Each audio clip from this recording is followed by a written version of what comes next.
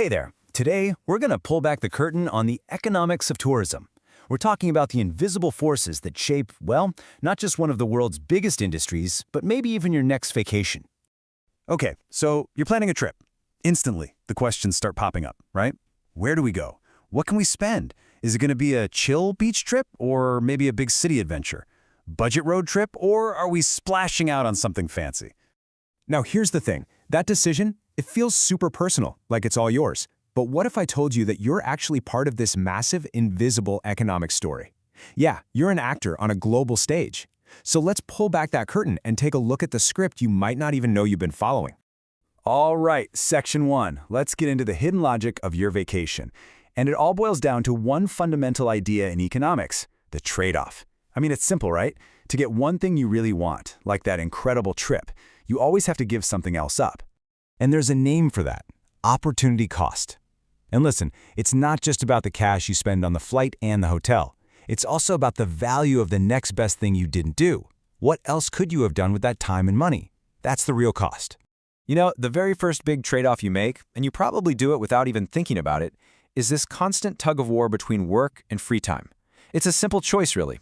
You can work more, make more money for cool stuff, like a vacation, but you'll have less time to enjoy it. Or you could kick back, have more free time, but, well, you'll have less cash to spend. It's this constant balancing act we all do. So this graph here, it basically shows that exact trade-off. You can think of this line as, a spectrum of choices. Everyone has to find their own sweet spot. Maybe you're over here valuing free time more, and you're cool with a smaller budget for things. Or maybe you're down here, putting in the extra hours so you can afford more stuff. Where you land on this line, that's the very first step, the one that sets your entire budget for everything else, including that vacation. Okay, so you've made that big personal decision about your time versus your money. But now, the market steps in. And this is where prices start to really steer the ship and guide your choices. And this brings up two really simple but powerful ideas. First, you've got substitutes. Think about it. Let's say Spain and Portugal both have that sunny vibe you're looking for. If flights to Portugal suddenly get way cheaper, you might just swap one for the other. Easy. Then you've got complements. These are the things that just go together. Like, a trip to Paris isn't really complete without hitting the Louvre, right? The flight and the museum ticket, they complete the experience. Okay, but what happens when, bam, you get that email alert, flights to your absolute dream destination just dropped by 20%? What's going on inside your head from an economic point of view? It's pretty cool, actually. Well, two things are happening at the exact same time. First, there's the income effect. Because the flight is cheaper, you suddenly feel a little richer, right? You've got more purchasing power. Maybe you can upgrade your hotel, or hey, just save the cash. Then, at the same time, you've got the substitution effect. Suddenly, that destination looks like an amazing deal compared to all the other places you were considering. So you're way more likely to choose it over the alternatives.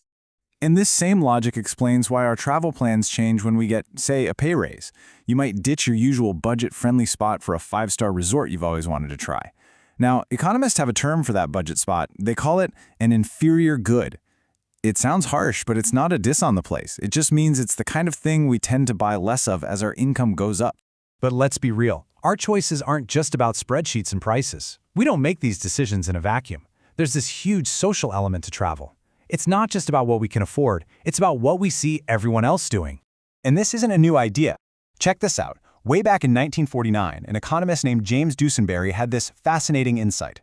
He basically said that what we buy has less to do with our own income and more to do with what we see other people, especially people in higher income groups, buying. He called it the demonstration effect.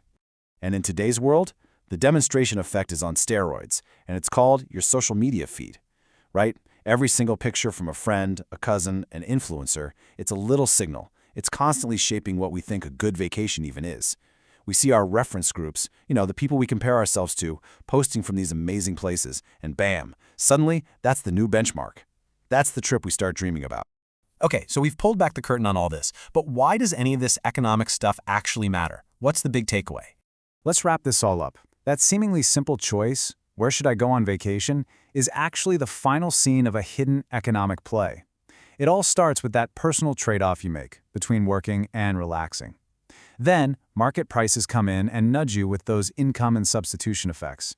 You're weighing your options, the substitutes and complements, and all the while, the social demonstration effect is whispering in your ear about what's cool. And when you and me and millions of other people make these choices, well, that's what drives one of the largest industries in the world. So, I'll leave you with this question. Now that you know the script, now that you can see the strings, the trade-offs, the price effects, the social pressure, think about your next trip. Are you really the one writing the story, or is the market holding the pen?